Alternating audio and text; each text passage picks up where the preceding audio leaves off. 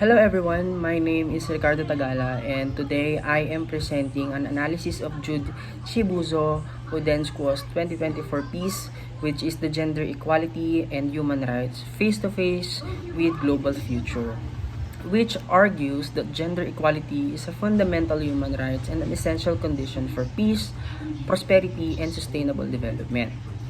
So, the article traces the historical roots of human rights, links gender equality to sustainable development, which is the SDG 5, and shows how gaps in law, culture, and economic access keep women and gender minorities from fully participating in society.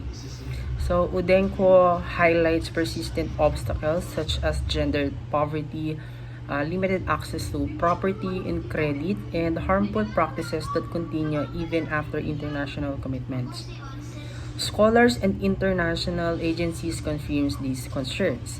So recent analysis by UN Women shows that despite progress on some measures, structural barriers keep women and gender minorities economically and politically marginalized. And without targeted policy actions, gains remain fragile. So meanwhile, contemporary work on gender diversity uncovers the achieving inclusions requires moving beyond binary assumptions and centering human dignity in policy designs. So together, this literature reinforces Udenko's thesis: gender equality is not optional. It's a human rights imperative tied to overall social well-being. So now for my insights, reading Udenko and these recent reports sharpened two things for me. First, gender equality is fundamentally structural. It isn't corrected by goodwill or occasional awareness campaigns alone. So law, budgets, and institutions campaign must change. For example, Udenko point to limitation in access to property and credit that keep women economically dependent. Problems that persist despite international rhetoric. UN Women's data shows that this gap is a global pattern. Without affirmative economic policies, inequality reduces itself. In practical terms, this means government and institutions must adopt policies that redistribute resources, guarantee access to finance for women, and integrate gender budgets, not as an odd-on but as core development planning. Second, gender sensitivity requires conceptual sophistications. Policy must reflect the reality of gender diversity. Richard and colleagues forcefully argue that gender is not a tidy binary.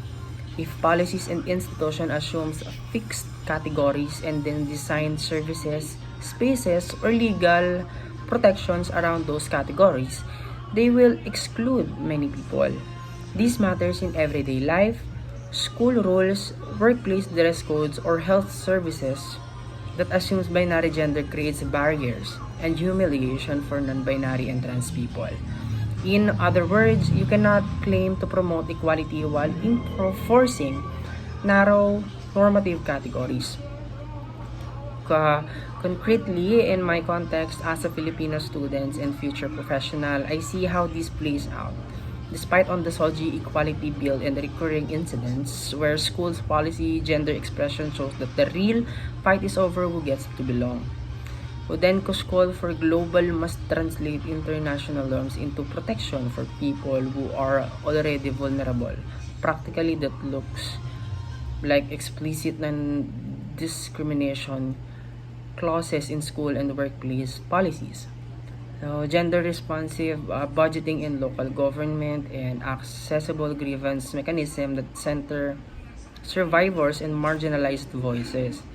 So I also believe activism must be strategic and evidence-based. We cannot only protest, we must propose alternatives, draft policy languages, present budget amendments, and create clear administrative procedures to protect dignity. For example, universities can immediately remove grooming policies that police gender expression and instead adopt gender-neutral standards tied solely to safety and hygiene, not to gender conformity. Workplaces can implement parental leave that is gender neutral, and local government can ensure shelters and services are accessible to all genders. And finally, this moral work Udenko reminds us that gender equality is a human right because it constrains the dignity of every person. That framing matters. It shifts the conversation from benevolence to justice. If we truly accept that dignity is inalienable, then tolerance is not sufficient. We must ensure equality through binding rules, budget, and practices. That's all. Thank you so much.